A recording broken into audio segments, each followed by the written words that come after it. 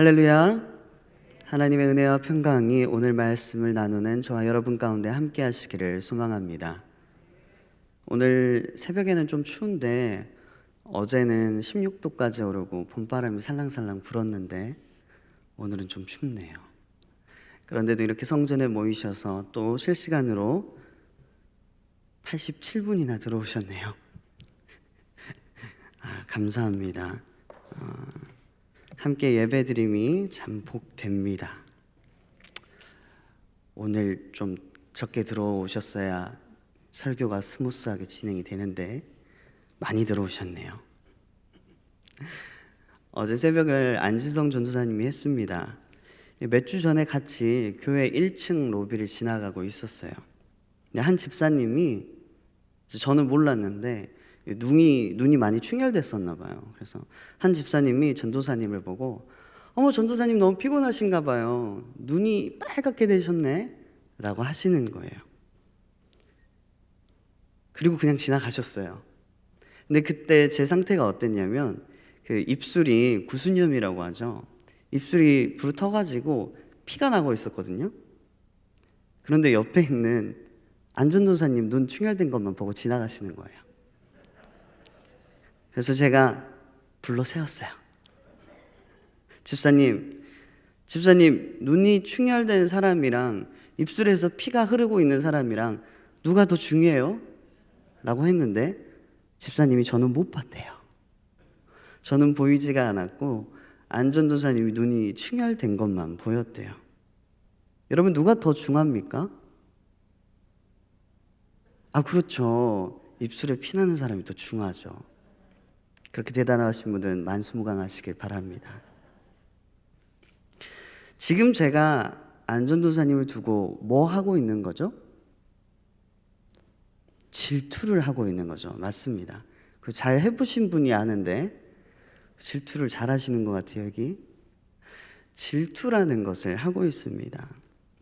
여러분, 지금 사무엘하의 다윗을 쭉 보고 있는데 지금 다윗에게 주어진 고통, 그 고통들은 대부분 질투에 기인한 것들이 많습니다.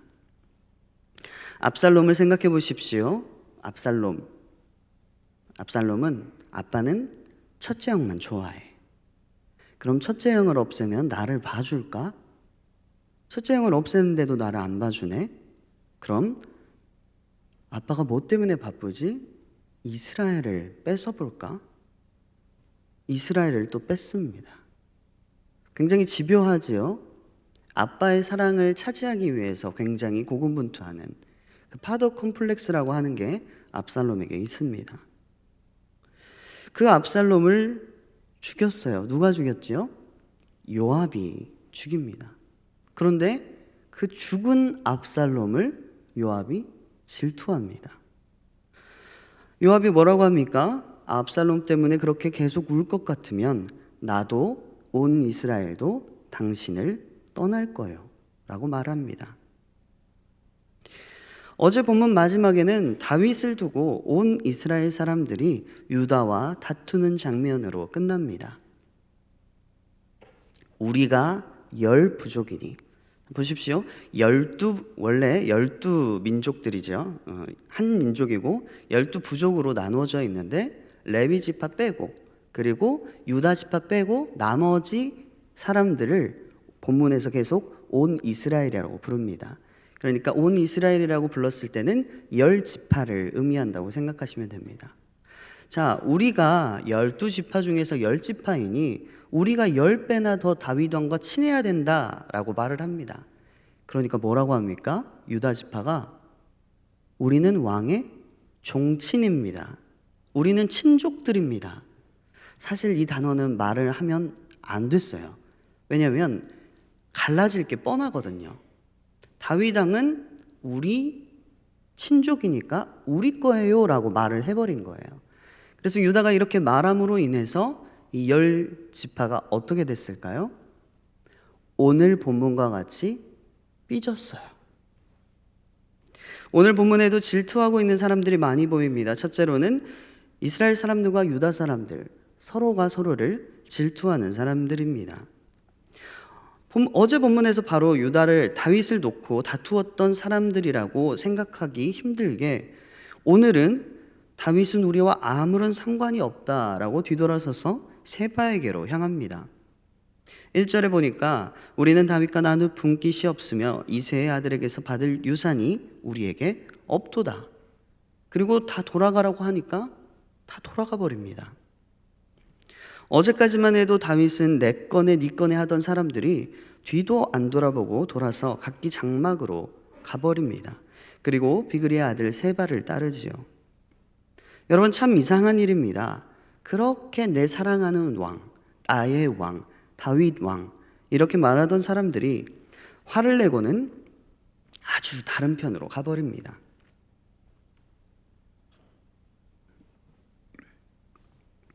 여러분, 우리가 감정을 잘 모를 때가 있습니다. 특히나 이 질투라는 감정은 저희가 잘 이해할 필요가 있습니다. 예일대학의 심리학 교수 살로비 박사는 범죄의 20%는 질투 때문에 생긴 행위라고 말했습니다. 이 질투의 특성 중 하나는 자기와 관계없는 사람에 대해서는 거의 질투를 하지 않는다는 것입니다. 여러분들 보셨죠? TV에서 묻지마, 살인, 묻지마, 사고가 일어났다. 이 묻지마라는 단어는 관계가 없다는 뜻입니다. 그럼 다른 사건들의 경우에는 거의 다 관계가 있었다는 것을 뜻하지요. 예를 들어서 옷가게를 하는 사람이 어떤 농사가 잘 됐다고 해서 거금을 벌었다고 해서 질투하지 않으며, 회사원이 같은 동네에 식료품점이 잘 된다고 해서 그 식료품점을 질투하지 않는다는 것입니다. 같은 분야에서 경쟁관계에 있을 때에 질투가 일어난다는 것이지요. 특히 이 질투의 불길은 아주 가까운 인간관계 속에서 작용하기 시작하면 더욱 그 불꽃이 싸나워집니다. 그래서 부부관계, 애인관계, 친구관계, 치정극이라고 하지요. 질투로 인해서 많은 범죄가 일어나게 됩니다. 여러분, 이 관계들을 뭐라고 하나요? 내가 사랑하는 사람과의 관계를 사랑만 했으면 좋겠는데 애증관계라고 표현하잖아요. 사랑하는 것과 증오하는 것은 정말 한 끗 차이입니다. 이 모든 것들이 관심입니다. 관심이 없으면 사랑도 없고 질투도 없습니다. 그런데 사랑을 받으려도 하다가, 내가 저 사람에게 정말 사랑받고 싶다 하다가 그게 엇나가기 시작하면 질투가 돼버립니다. 오늘 본문의 이스라엘 10지파도 다윗 왕을 미워해서라기보다는 누가 더 다윗 왕의 총애를 받나 싸우다가 다윗 왕이 유다의 손을 들어줬어요. 뭐라고 본문에 표현되어 있냐면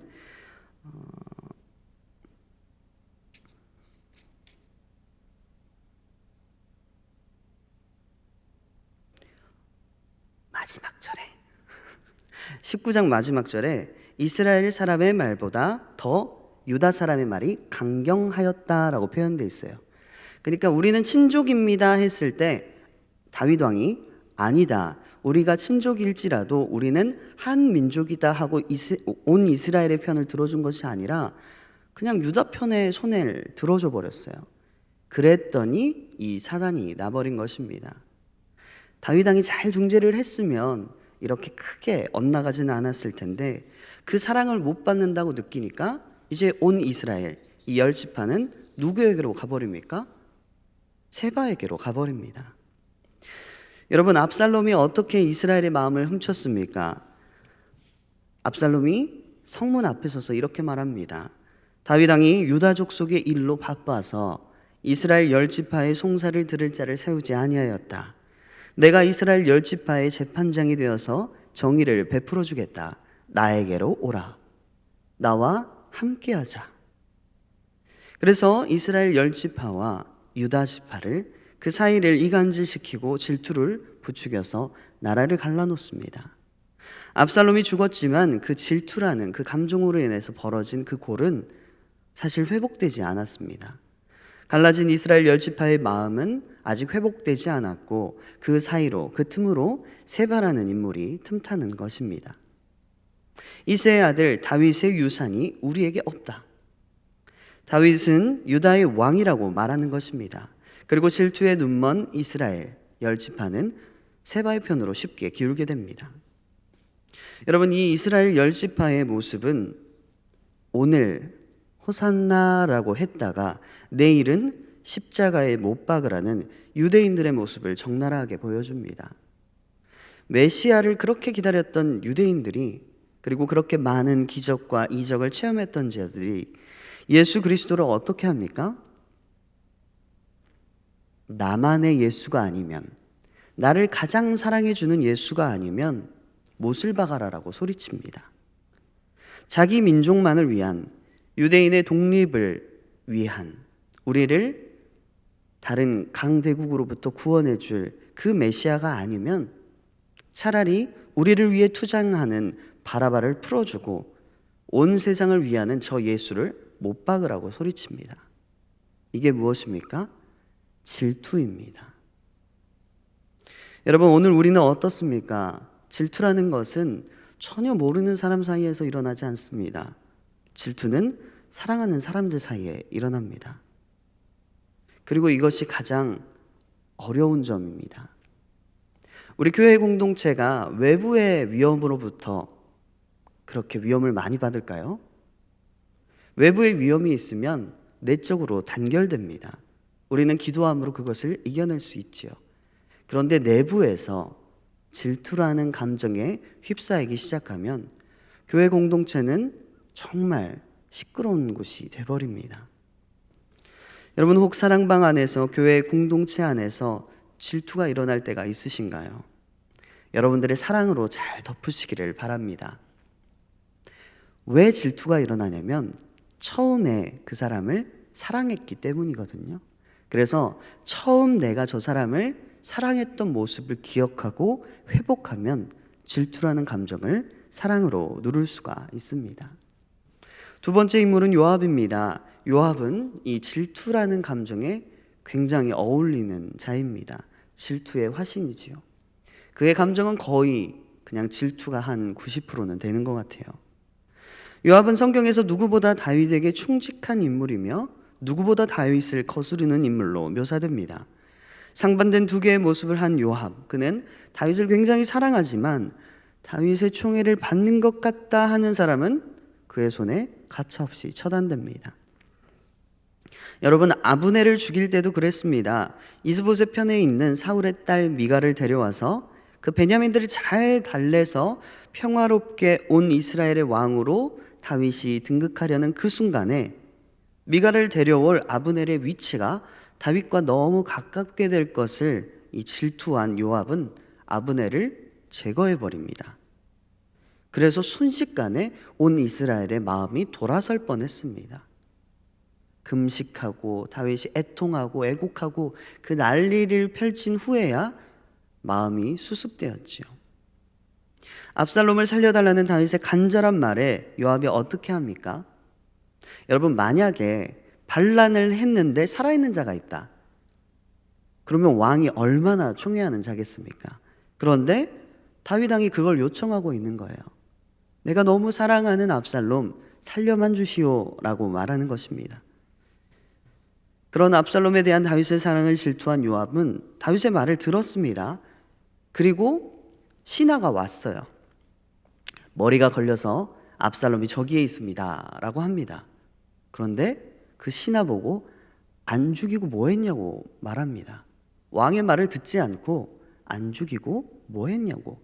그리고 그곳으로 갑니다. 그리고 직접 단창을 들어서 심장을 찌릅니다. 거기서 끝이 아니라 부하 10사람과 애워싸고 다시 도륙합니다. 너무 잔인하지요. 아니, 세상 어느 나라가 이런 적장에게 이런 엄청나게 잔인한 짓을, 아무리 반란군의 수괴라 하더라도 왕의 아들입니다. 그런데 이렇게 잔혹하게 했다는 것은 그 가운데 감정이 섞였다는 것이지요. 그 감정은 바로 질투입니다. 오늘 말씀도 비슷합니다. 다윗이 온 이스라엘 왕으로 화합과 평화를 이루려는 순간에 다윗은 질투로 인해서 또 피를 흘리게 됩니다. 오늘 본문 8절에서 10절을 보면 아마사가 요압을 맞으러 옵니다. 아마사는 이미 압살롬 반란군의 총지휘관으로 패배를 한번 했던 사람입니다. 그렇기 때문에 패배한 지휘관에게 모여드는 장수가 어디 있겠어요. 그래서 장수들이 모이지 않았어요. 때문에 본문에서 본 것처럼 왕이 정한 길에 지체될 수밖에 없었습니다. 사람들이 안 모이는 거예요. 아니, 반란군의 총지휘관을 했던 사람이 이번에는 세바 반란군을, 이제 압살롬 반란군의 총지휘관이었어요. 근데 세바 반란군을 잠재우러 간다고? 좀 이상하잖아요. 안 모여드는 거예요. 그런 그에게 요압이 온다고 하니까 아마사는 요압이 당연히 자신을 도우러 오는 것이라고 생각합니다. 그리고 선한 마음으로 맞이하러 나갑니다. 9절에 보니까 내 형은 평안하냐라고 말합니다. 아마사는 다윗 왕의 조카예요. 그리고 요압도 스루야, 그러니까 이새의 이복 누이의 아들입니다. 그러니까 멀리 보면 다 친족이에요.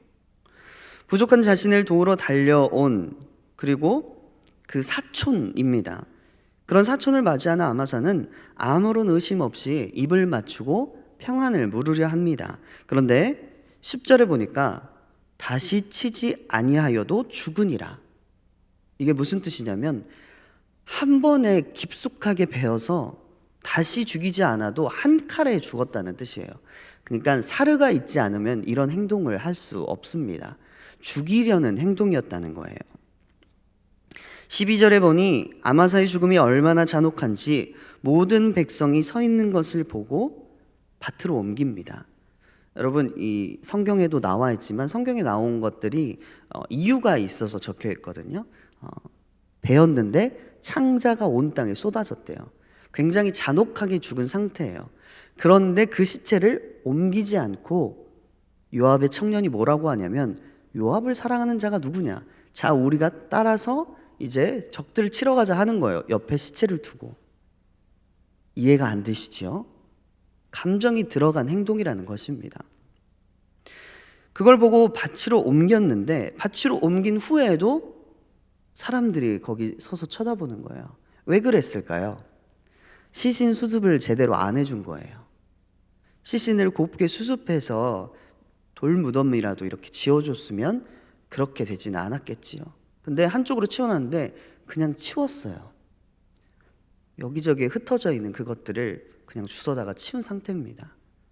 얼마나 잔인한 광경입니까? 왜 그랬다고요? 감정이 들어간 것입니다. 질투라는 감정이요. 자신을 대신해서 군대 장관으로 아마사를 세우려 한다니 요압은 용서할 수 없는 거예요. 그 질투에 휩싸인 것입니다. 여러분, 이 모든 것들을 다윗을 돕는 행동이라고 생각합니다. 여러분, 과연 그렇습니까? 다윗을 돕는 행동이었습니까? 아니지요. 자기가 질투해서 그 모든 일을 벌린 것입니다. 여러분, 요압의 잘못된 사랑, 그 질투로 인해서 얼마나 많은 사람들이 죽고 화를 당하고 다윗 또한 얼마나 난처한 상황에 이르게 됩니까? 여러분, 오늘 말씀을 듣고 생각나는 사람이 있다면, 관계가 있다면 회개하시고 사랑하시기를 축복합니다. 여러분, 저도 질투가 나요. 제가 참 좋아하는 집사님, 권사님, 장로님이 다른 분들, 다른 목사님과 그렇게 행복하게 이야기하고 있으면 질투가 나요. 그럼 그럴 때 어떻게 할까요? 질투를 해버리면 안 되고, 질투심이 이렇게 올라올 때, 내가 저분을 참 좋아하고 있구나. 자기의 감정을 솔직하게 인정해 주세요. 그리고 더 많은 분들과 좋은 사랑을 나누시면 좋겠다라고 생각하면 됩니다. 자기 감정을 솔직하게 알아주고, 두 번째로는 내 순서가 나중이 돼도 괜찮구나라고 생각하면 해결되는 문제입니다.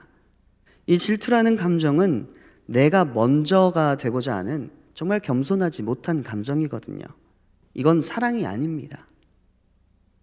여러분, 내가 하나님을 너무 사랑하니까 어떤 집사님, 어떤 권사님, 어떤 단체, 어떤 공동체가 하는 일들을 질투하는 게 당연시 되면 안 됩니다. 질투라는 감정은 하나님께서 주시는 감정이 아닙니다. 하나님을 사랑하기 때문에 저 사람을 질투하는 게 당연하다. 전혀 아닙니다. 오늘 이 말씀을 듣는 모든 분들은 질투로 어떠한 일들이 일어났는지를 다 들으셨습니다.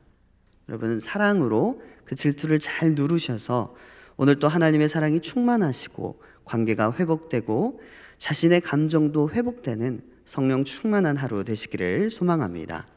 함께 기도하시겠습니다.